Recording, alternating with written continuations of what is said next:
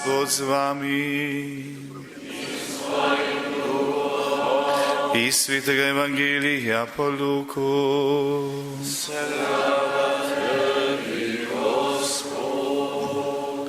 Ko so nekateri govorili o templju, da je okrašen z lepimi kamni in z darovi, je rekel Jezus: to, kar vidite, prišli bodo dnevi, v katerih ne bo ostal kamen na kamnu, ki ne bi bil razrušen. Vprašali pa so ga: učitelj, kdaj bo torej to in kakšno bo to znamenje, ko se bo to zgodilo? On pa je rekel: glejte, da se ne daste premotiti. Mnogo jih bo namreč prišlo z mojim imenom in bodo govorili: jaz sem in čas se je približal. Ne hodite torej za njimi. Ko boste pa slišali o vojskah in uporih, se ne ustrašite, to se mora prej zgoditi, a ne bo še takoj konec. Tedaj jim je govoril: stal bo narod zoper narod in kraljestvo zoper kraljestvo. Veliki potresi bodo in kužne bolezni in lakota po mnogih krajih. Grozote bodo in velika znamenja na nebu. To je Kristusov evangelij.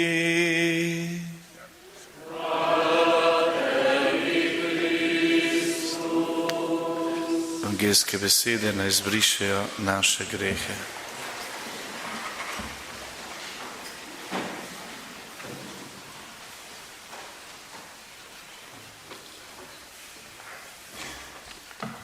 Takole, dragi bratje in sestre, evo, en del misijona, ki je izredno lep, se dogaja tudi v nas, misionarjih, ko pri sveti maši, ki ga dojemamo kot središček dneva, ti obrazi postajajo bolj znani, se za temi obrazi vašimi začenjajo videti zgodbe, se ustvarjajo povezave, neverjetne. Evo, zmeraj bolj, z vsakim dnem bolj, evo, skozi obiske vas spoznavamo in lahko tudi to, kar spoznavamo na obiskih, prinašamo sem na oltar. Evo, to je skrivnost življenja. V Evharistiji je skrita ta skrivnost. Mi prinašamo delo, svoje življenje na ta oltar, evo, pod podobo kruha in vina, nekaj najbolj preprostega, osnovnega, ki se nikdar ne naveličamo, pa nekaj hkrati najbolj žlahtnega, kar je človeška roka naredila, vino. Evo, vse lepe, žlahtne in preproste stvari podarimo Kristusu in pod svetem duhu Bog to spremeni. Evo, in kolikor življenja damo, toliko ga on lahko spremeni. Da ne bom preveč zabluzal, oprostite. Evo, rad bi se ustavil kratko ob današnji Božji besedi. Nadaljujemo z branjem iz Danielove knjige, še bomo slišali naprej te mladeniče, te 4 fante, ki imajo vizijo. Se bom vrnil s tem, imajo jasen pogled in tudi temu kralju pomagajo sestaviti neko sliko svojega življenja. Se bom vrnil nazaj, samo to povem. Slišali smo evangelij zelo poseben, kateremu se bomo še vračali. Veste, zdaj poteka trenutno 34. teden med letom, to je teden po Kristusu kralju, ki je zanimiv, čuden. Ta isti odlomek bomo nekako premikostovali in premišljevali še 3 dni, zdaj ne bi vsega zdaj odkrival, mogoče sem kratek uvod v to, kar se dogaja. Kako smo do sem prišli do te apokalipse, kakor rečemo. Jezus je namreč na tej točki že prekinil s templjem, je že razsajal v templju, že prekinil z duhovniki in starešinami, že prekinil s saduceji, s pismouki, ki so izkoriščali vdove, z vsemi temi je z enim za drugim obračunal in mu ni nič več ostalo. Vsi ga že gledajo, kako ga bodo ubili. Gremo proti koncu cerkvenega leta. Tudi to je nekaj pove, da ne bo zmede. Z vsem je že prekinil, z vsem je že šel in končno spregovori, kaj bo, kaj nas čaka. In je divja ta beseda. Moram vedeti, da Jezus uporablja apokaliptični govor, tako imenovani. Apokaliptein pomeni razodevati, razkrivati, razkriva, kaj se bo zgodilo. Na 3 nivojih lahko razumemo ta njegov govor. Najprej v smislu konca sveta. In je super. Super je vedeti, da bo enkrat konc. Da bo tega življenja enkrat konc. Ker marsikdo na te zemlje živi tako, kot da ga ne bo. Kakor da bomo za zmeraj. Ali pa kakor da je vse, kar se da, sem tlele na tej zemlji. Bo minilo. Enkrat bo konc. Čisto osnovna informacija. Druga stvar, ki jo lahko razumemo, je kot preroško besedilo in dostikrat se Apokalipsa, razodetje, tudi zadnja knjiga, bere kot neka prerokba, kaj bo nastalo, kako pa kaj bo. Tudi tu in dejansko se je res zgodilo.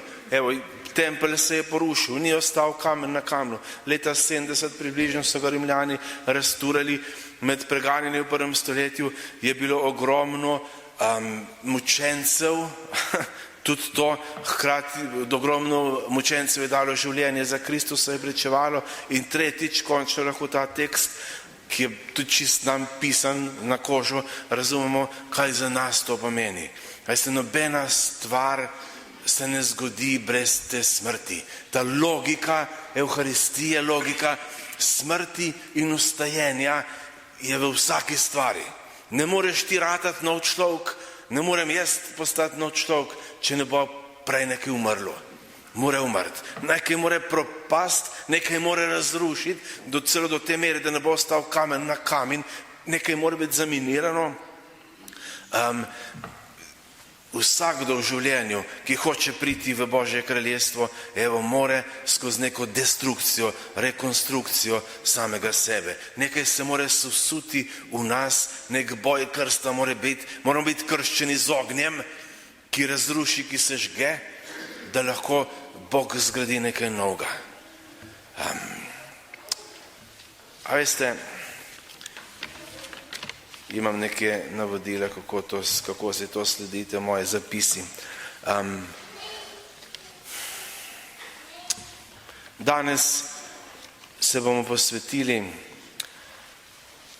tudi konkretno tematiki zrušenja templja. Vi ste ga doživeli, mnogi tukaj med vami, kako so vaš tempelj, vaša cerkev Svetega Martina sesuli. Komunistično preganjanje je bilo močno in tudi tu mi nosimo. Enkrat sem se pogovarjal z Jožetom Možino, sem rekel, pa zakaj to dajleš? Zakaj snimaš te pričevalce? In rekel, takrat sem prvič slišal za epigenetiko. Rekel, da obstaja ne teorija, znanost, raziskovanje, da se močne travme, ki jih mi ne predelamo, ki jih mi ne sestavimo, v 3 generacijah lahko že spremenijo v gen.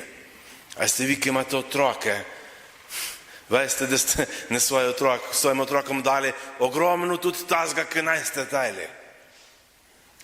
In vi, ki ste stari starši, vi pa že veste, kaj treba dati otrokom. Čeprav vaši otroci mogoče, vašim vnukom, čeprav vaši otroci mogoče mislijo, da narobe delate, da jih razvajate, pa ne vem kaj, ampak ogromno je stvari, ki jih mi hočemo dati in ogromno je stvari, ki jih mi nezavedno dajemo naprej, širimo. In zaradi tega Jože Možina to dela. Jaz rad sem tle zaključil tole pridigo, ker govorimo o naših prednikih, tudi mi smo, a veste, ogromno stvari prejeli. Ogromno. Pred kratkim je bil pri nas v župniji gost Marcos Fink, zanimiv človek, izredno zanimiv, če ga poznate, kdo je tu, to je pevec, verjetno najbolj odlikovan slovenski pevec v vsej zgodovini, od Japonske, Evrope, itak do Amerike, na vseh odrih, velikih odrih je pev. ampak ni nič govoril o tem, kako je o svoji karieri, nič. On je govoril o svojem življenju, kako sta se starša spoznala v Vetrinju, tam čez mejo, na tistem polju. Je rekel, da v tistem trenutku, ko sta bila njegova starša gori kot begunca, je bilo 130 duhovnikov v tistem taborišču. In ko se fantje niso več vračali nazaj, so duhovniki vsako uro darovali svete maše za te fante. Je rekel, tla tiste cerkve so bila mokra, luže so bile po tleh od solz. In potem, kako je šel, kako so zbežali v Argentino, jih je Argentina sprejela, kako so bili sosedje od družine Opeka, od Pedra Opeka, oče enkrat prepudval, kako je zbežal iz jame, kako ga je to pretreslo, zaznamovalo. In ko je prvič prišel nazaj v Slovenijo, je rekel, da je sploh niti ni mislil priti, ampak je ga je nek stric, ki je bil dosti iznajdljiv, mu je zrihtal vizo, pa ga nisem nič prijavljal za en teden, da je obiskal svoje stare starše strice, pa vso žlahto. In jim je rekel, ampak bodi tako, ne daj le kakšnega srajna, da te ne bodo dublje, naj smo te prijavili. In se je pel v Strolo v Ljubljane in je en pijan človek, nekaj tam, nekaj čez šoferja, nekaj se šoferja rekel, in je trola šla tako in je pomislil, ok, v mojem interesu in v interesu vseh nas je, da bomo varno prišli, ne. In je malo pogledal okoli sebe, pa je imel 3-4 mladce okoli sebe, pa je rekel, če bo kaj, bomo že skrb stopili, pa ga bomo tega. Postane, pa reče, hej ti, pijanc, pusti manir šoferja, če ne te bomo. Pa bolje zdraven, pa so vse tiste fantje tako naredili. In potem je šel domov, je povedal tu strice, kaj je naredil, še rekel, še pohvalil se je pismo, pa begana je, se je begarajs ne, ampak noben je tu z mano potegniti, ne. Pa mu je rekel stric, nespametno se ravnal, naj se prav naredil, kaj če je bil tak še od policaja ali pa še od udbe, da bi te dobil. Rekel, še takrat je zastopil, kaj je to komunistično preganjanje naredilo. Ne samo, da je razrušilo tempelj, razrušilo je dostojanstvo človeka. In se bo tu dogajalo naprej in se dogaja. Kako je možno, da je prišlo do tega referenduma, do tega vprašanja sploh, da nekdo sploh pomisli na to. V normalne zdrave družbe tega naj, prosim lepo, naj. Mi živimo, civilizacija se začne s tem, vsi strokovnjaki, vsi zgodovinarji, civilizacija se začne s tem, ko začne človek pokopavati svoje ljudi. Mi jih ne pokopljamo. Ali pa sploh vredno, da ta slovanska civilizacija obstaja. A razumete? Zato, ker smo tiho, ker ne rečemo nič. Jaz upam tle govoriti, ker vam, da ste tle drugačni, ker vam, da se tle lahko spremeni. Dajte spomnite, moja družina, osebna zgodba, evo je zelo zaznamovana s tem preganjanjem. Moj dedek, moj pradedek je bil ubit, brez kakšne koli krivde, krompir je odnesel. Sklepam in vidim, po 20. leti se človek ne spreminja več dosti. Lahko pa naše pokojne, ki so nam predale travmo ali pa ne vem kaj, kakšno učenje spremenijo kaj za nas. Poglejte, smo brali evangelij o ubogem Lazarju in o tistem bogatinu, ki vse poznate to zgodbo, ko ta bogataš pošilja Lazarja nazaj k svojim bratom, da naj nekaj naredi. Lazar se na nek način spreobrne, ampak mu ni več pomoči, ker je pokle. In sem se odločil, da bom naredil nekaj za zgodovino, za to Slovenijo, ki jo imam iskreno rad. In sem začel moliti za preganjavce.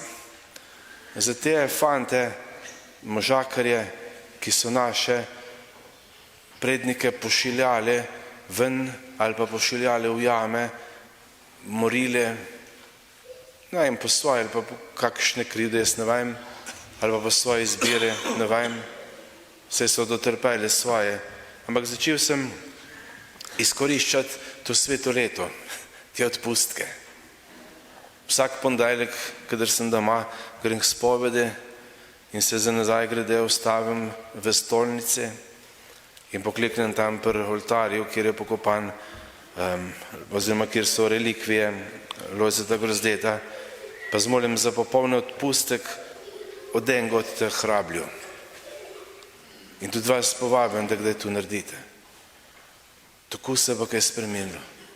In za prvega, ki sem molil, polajte Avgusta, je bil za tistega, ki je ubil mojega pradetka. Žena je bila doma, ostala sama s sedmo hčerko noseča. In vam povem, da sem prvič začutil en mir.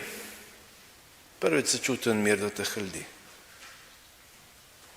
Oni ne bodo nehali, ampak tudi naj so krive, ampak so tudi polno dublje tega, veste. Mi moramo moliti za te ljudi, ki so jim predali, kar so oni dublje, v čemer so odraščali. Za te ponosne naslednike je treba moliti. Jaz vem, da je vsak od nas nekako upleten v to zgodbo, ampak mi lahko nekaj naredimo, mi lahko nekaj spremenimo.